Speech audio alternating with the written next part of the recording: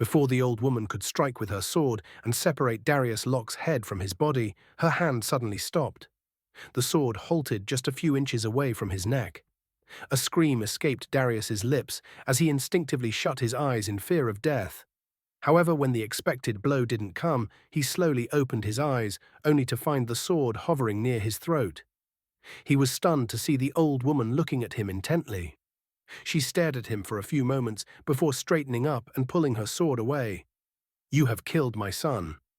I could have beheaded you this very moment, but I will not. I cannot take a life intentionally. I do not have the right to punish a criminal on my own. I am Queen Zephyr, ruler of Eldoria." Her voice was steady, yet sorrowful. "The crime you have committed is unforgivable, and you will surely be punished, but not here. I will take you to my kingdom and present you before my people. They will decide your fate. They will determine whether you should be imprisoned in the dungeons of Eldoria for life or sentenced to death. If they choose death, they will also decide how you shall be executed. Therefore, I will take you to Eldoria with me." Her words sent a shock through Darius Locke. This woman was Queen Zephyr, and the creature he had thought was a snake was actually her son, Prince Magan. I did not kill your son intentionally, Your Majesty. Darius Locke stammered. "My son is dead. That crime was committed by you. Whether you did it intentionally or not, you are a criminal in my eyes, and criminals must always be punished." Her voice was now filled with fury. Before Darius Locke could say anything, she tossed her sword into the air. A flash of light erupted, and the sword vanished. "Maga, Roga, Dambu, Shoga, appear at once," Queen Zephyr shouted, looking toward the distance. Instantly, 4 loud bangs echoed, and Darius Locke saw 4 red-skinned genies appear before him. Their bodies were massive and muscular, their deep crimson skin glowing under the dim light. They wore black loincloths, and their heads were completely bald. Each of them held a sharp spear, and their thick, bushy mustaches spread across their menacing faces. The moment they appeared, they bowed respectfully before Queen Zephyr. "This human is a criminal. He has killed our son, Prince Magan, with an arrow. Look over there. Our son's body," the queen said in a choked voice. The 4 genies turned and saw the prince's lifeless body lying near the wall, their expressions twisted with rage. "Hand this human over to us, Your Majesty. He has killed our prince. We will tear him to pieces this very moment," the genies roared. "No!" Queen Zephyr's voice was firm. "I could have killed him myself, but that would not be justice. He has slain our son, the crown prince of Eldoria, which means he is not only our enemy, but also the enemy of our entire kingdom. That is why we have spared him for now. We will take him to Eldoria and present him before our people. They will decide his fate. If they choose execution, he will die immediately. If they choose imprisonment, he will be locked away in the dungeons of Underworld for all eternity." The genies clenched their fists, their eyes burning with fury. "As you command, Your Majesty," they said in unison. They glared at Darius Locke, their gazes filled with hatred, as if barely restraining themselves from tearing him apart. "Maga, Roga, you will carry my son's body back to the kingdom. And you two, take this human with you and imprison him in the dungeons of Underworld. I will return to the palace and make an announcement to inform the people of Eldoria about Prince Magan's death and his killer. Tomorrow morning, a grand trial will be held in the public square. The entire kingdom will gather, and this criminal will be brought before them. They will decide his fate. He will also be given a chance to speak, to defend himself if he wishes. I will ensure justice is served, for I am not a cruel or merciless queen. I am a just ruler. I do not believe in injustice." A brief moment of relief washed over Darius Locke upon hearing this. At least he would be given a chance to explain himself and prove his innocence. Until now, he had feared that Queen Zephyr would simply order his execution without hearing his side of the story. "As you command, Your Majesty," the 4 genies responded in unison. 2 of them moved toward Prince Magan's lifeless body, while the other 2 stepped toward Darius Locke. One of them grabbed his shoulders, while the other positioned himself near his feet. They lifted him into the air and in an instant they vanished. Darkness engulfed Darius Locke's vision. He felt as though he was soaring through the sky at an incredible speed, carried by the genies. The whistling of strong winds rushed past his ears. The journey seemed endless until suddenly he felt their speed decreasing. It seemed as though they were descending. Moments later, Darius Locke felt himself being placed onto solid ground. Darkness surrounded him. It was so pitch black that he couldn't see his own hand in front of his face. The genies had likely set him down and stepped away. "Where am I?" Darius Locke muttered, but no response came. "Is anyone here? Who's there?" He called again, but silence was his only answer. It seemed the genies had abandoned him in complete darkness. Humph. If they were going to leave, they could have at least freed me from these chains. Lying like this, my entire body will go stiff. What should I do now? Darius Locke mumbled in frustration. Is anyone here? Can anyone hear me? Is anybody there? Hearing nothing in response, Darius Locke shouted even louder this time, but once again there was only silence. Suddenly he thought of his enchanted bag's guardian, the dwarf.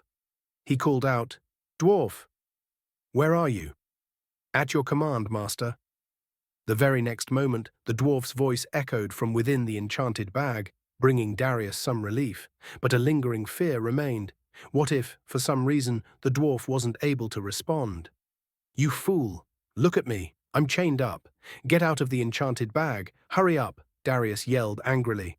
"As you command, master. Here I am, outside the enchanted bag." The dwarf's voice rang out. "You came out empty-handed, you idiot! Where is the moonfire gem?" Darius scowled. "Master, you didn't order me to bring it. If you command, I shall retrieve it at once," the dwarf replied. "Go, quickly, bring the moonfire gem from the enchanted bag. This darkness is suffocating me. It feels like I've been buried alive," Darius said, his voice laced with unease. "That is true, master. You are inside a grave." Darius Locke froze upon hearing the dwarf's words. What? What do you mean? Are you serious? Am I actually inside a grave?"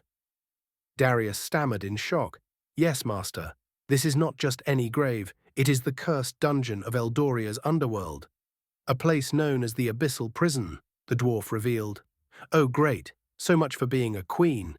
Instead of locking me in a dungeon, she's buried me alive," Darius fumed. "She is no queen, master, and this is not the real Eldoria," the dwarf's voice rang out, making Darius Locke's stomach twist with unease. "What? What are you saying? She told me she was the queen of Eldoria," Darius exclaimed. "She lied, master. Everything she told you was a lie." "Lied?" Darius Locke muttered in disbelief. "Yes, master. She is no queen of Eldoria. She is the Dark Queen of the Underworld, a demonic ruler who has lured you into her trap and brought you here." The dwarf's words sent a chill down Darius Locke's spine. What? The Underworld? The Dark Queen? What trap?" Darius asked, his confusion growing. "Let me first bring the moonfire gem from the enchanted bag, master. I must light up this place before the shadow fiends arrive. If they find you in the dark, they will torment you until you confess to a crime you never committed. They want you to admit that you deliberately killed Prince Magan. If they succeed, the Dark Queen will have the perfect excuse to execute you. Or worse, make you her eternal slave," the dwarf warned. "Slave? What are you talking about?" Darius asked. "The Dark Queen orchestrated this entire deception to turn you into her servant, master." "A deception? What deception?" "Dwarf, you're making no sense. Explain everything, right now," Darius demanded. "Please be patient, master. First, let me bring the gemstone to light this place, then I will break your chains. I cannot help you in this darkness, or I would have freed you already. Just wait a moment. I'll be right back." The dwarf's voice echoed, and then Darius felt movement inside the enchanted bag. He realized that the dwarf had gone back inside. Darius Locke's mind raced. What was the dwarf saying? None of it made sense. The old woman claimed to be the queen of Eldoria, but now the dwarf is saying she's the Dark Queen of the Underworld, and that she wants to enslave me. Why would she want that? As Darius struggled to make sense of everything, a sudden thunderous roar echoed through the grave, making his blood run cold. "What was that sound?" Darius muttered. Then he heard it. the unmistakable hiss of not one, but two massive snakes. Snakes! In the grave, Darius panicked. Dwarf, get out here now. Drive them away before they... Before he could finish, he felt something slithering over his chest. Then, a sharp hiss rang out, followed by a blast of hot air against his face, so close that he could feel the creature's breath upon him. One of the snakes had coiled onto his chest, while the other had wrapped itself around the enchanted bag. Guardian dwarf! Darius gasped, but no response came. Then a hissing, human-like voice spoke. The guardian you are calling will not emerge from the enchanted bag now. Who are you? Darius stammered, fear gripping his throat. A soft chuckle echoed through the darkness. Batara, shall we show him our true form? One voice whispered. No, another replied. He is merely a fragile human. If he sees us, his heart will stop from sheer terror. The Queen has ordered that he be kept alive.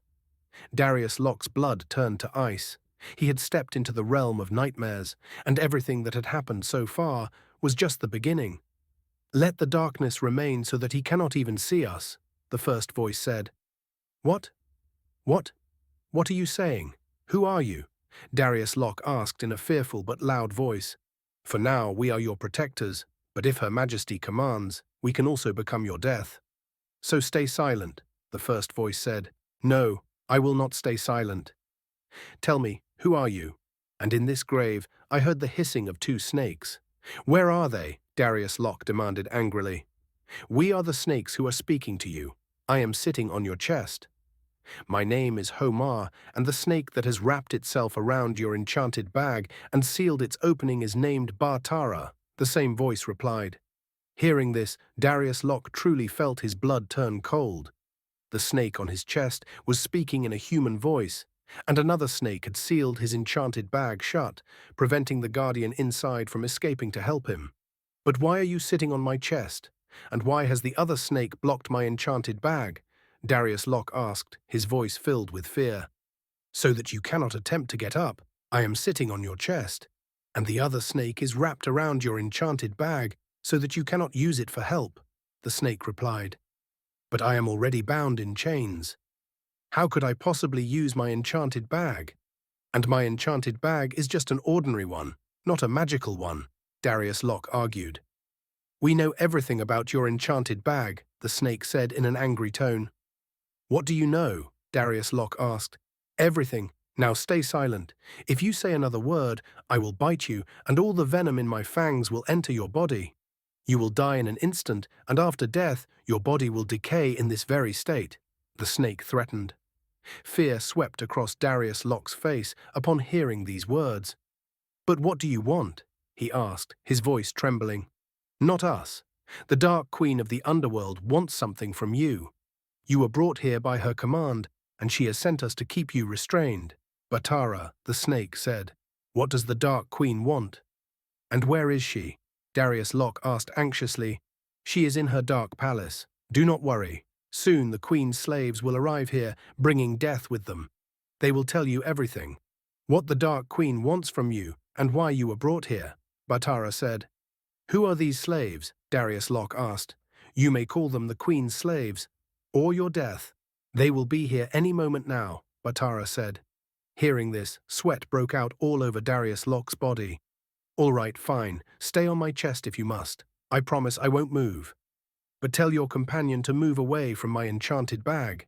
It is resting against my side, and its movement is tickling me. If I start laughing, you will take offense, and then you will bite me for no reason. Darius Locke said, I won't take offense. Laugh as much as you want, because when the Queen's slaves arrive and do what they have planned for you, you will forget how to laugh altogether, Batara said. What do you mean? What will they do to me? Darius Locke asked nervously. When they arrive, you will find out for yourself, Batara replied. Then tell me now. What harm is there in telling me before they get here? Darius Locke insisted. You are talking too much.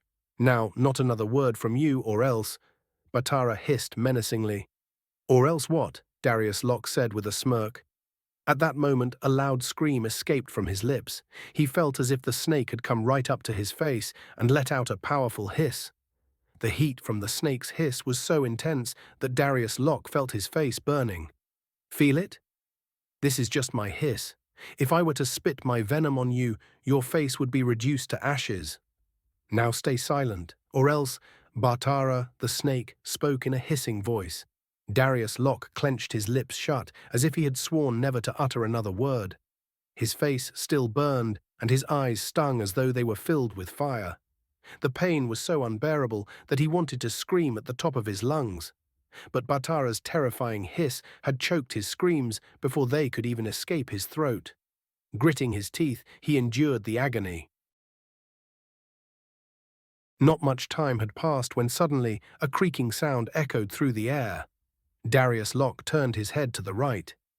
At that very moment, he saw a thin, shadowy figure emerge from the wall. Behind it, another shadow followed.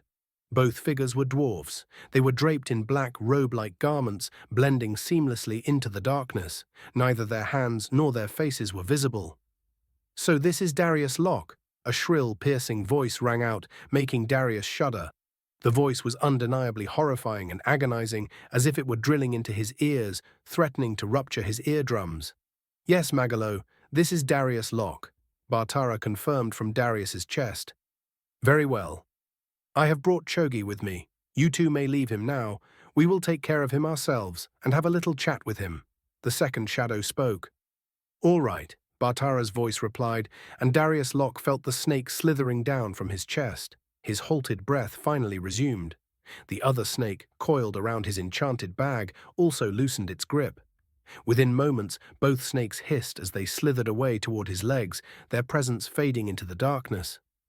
As soon as the snakes were gone, Darius Locke thought that now the guardian dwarf would emerge from his enchanted bag, carrying the Moonfire gem, and the entire place would be illuminated. With light, these two shadowy figures, who seemed nothing short of demonic spectres, would vanish, and he could escape this grave with the guardian. "Oi, dwarf, hurry up and come out of the enchanted bag. This darkness is terrifying me." After waiting for a long time with no response, Darius Locke called out again in a loud voice, but there was no reply from the guardian dwarf. Guardian dwarf, where have you disappeared? Have you gone deaf? I'm shouting at the top of my lungs, and you're not even responding." Darius yelled desperately, but still no answer came. "The guardian you are calling for cannot hear you, Darius Locke." One of the shadowy figures suddenly addressed him. "What? What do you mean? What are you saying?" Darius Locke asked, bewildered. "Your magical enchanted bag has become useless in our presence. As long as we are here, no power from within the enchanted bag can emerge to help you, nor can you take anything from it for assistance," the other shadowy figure explained. "Nonsense. What do you mean? Are you demons?" Darius Locke exclaimed in the same tone. "Not demons. We are worse than demons, beings so sinister that even the forces of light choose to stay away from us," the first shadow replied, the one whom Bartara had called Magalo. "Humph. What do you two want?" Darius Locke gathered his courage and asked. His face was now a mix of anger and concern, realizing he was in the clutches of dark forces. "Confess before us that you are a servant of the Black Queen and that you will obey her every command without question," Magalo's companion Chogi said. What? What do you mean? How can I be the Black Queen's servant? And why would I obey her commands?" Darius scoffed.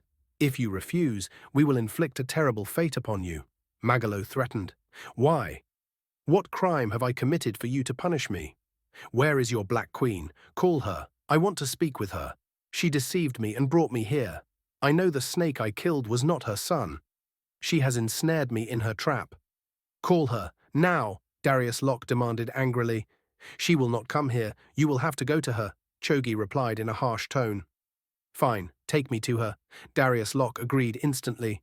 "Not like this. First you must swear before us that you will serve the Black Queen and obey her every command." Magalo repeated, his voice filled with menace. "No, I will not make such an oath. I am a free man, and I will not live as anyone's servant," Darius Locke declared defiantly. "You will become the Black Queen's servant, Darius Locke," Chogi shrieked. "Why? Are you forcing me?" Darius Locke retorted. "Yes, consider it force if you must. If you do not swear your loyalty to the Black Queen, we will subject you to horrors beyond your imagination. tortures so excruciating that you cannot even fathom them. Magalo growled. Well, I have no desire to imagine such things, Darius Locke replied dryly. Then take the oath and swear your loyalty to the Black Queen, Chogi demanded. Darius Locke opened his mouth as if to speak, but then, thinking of something, he pressed his lips shut, as though he had resolved not to answer at all. Answer me, Darius Locke. Will you become the Black Queen's servant or not? Magalo screamed, but Darius Locke remained silent, not responding to his words. Why have you gone silent? Speak, answer us. Chogi also yelled, but Darius Locke did not utter a word. It seems he won't comply so easily, Magalo growled after a brief silence. Then let's begin our work, Chogi said. Yes, there is no other choice now. We must make him confess that he is the Black Queen's servant, no matter what, Magalo declared. All right, then I'll start, Chogi said. What are you talking about? What are you about to start? Darius Locke, who had been listening silently, suddenly spoke in a sharp tone. A deep, inexplicable fear gripped him, as if they were about to execute some dreadful plan against him. We will hear no more from you. From now on, only your screams will echo in this grave. Terrifying, agonizing screams, Magalo declared. At that moment, Darius Locke saw a shadow extending a hand toward him. Hey, what are you doing? Stop, listen to me. Darius Locke's voice wavered in panic, but the shadow ignored him. It touched the chains binding his body and then pulled its hand back. Seeing this, Darius Locke felt a momentary sense of relief. But just then, he noticed a red glow spreading through the grave. A red glow. Where is this coming from? Darius Locke asked in astonishment. He lifted his head and looked at his own body. Then, despite himself, a terrified scream escaped his lips. The red glow was emanating from the chains binding his body. They were rapidly heating up, glowing brighter and brighter. And then, Darius Locke felt his body burning in unbearable agony. It felt as if the scorching chains were searing into his flesh, burrowing deeper with each passing moment. His sharp cries of pain intensified, louder, more anguished than ever before.